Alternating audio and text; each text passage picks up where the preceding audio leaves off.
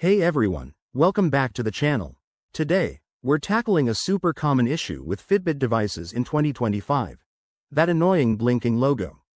If you've got a Fitbit and it's suddenly flashing its logo at you, don't panic. It's often a sign that something needs a quick fix.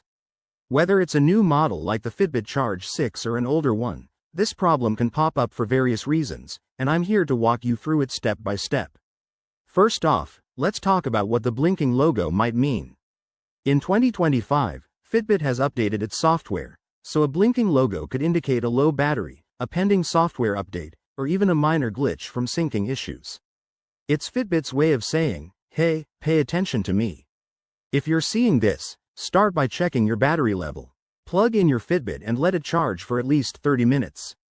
This simple step resolves the issue about 50% of the time, especially if your device has been running low on power.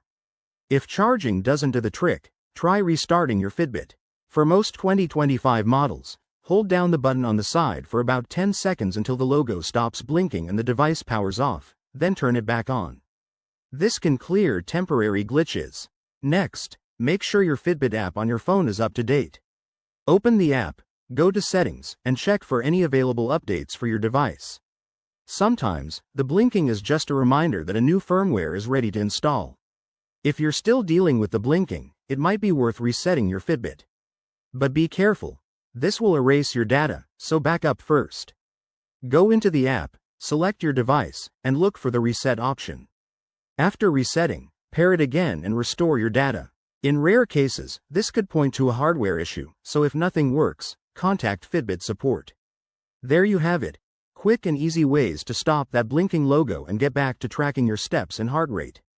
Remember, staying on top of updates and keeping your device charged can prevent this in the future.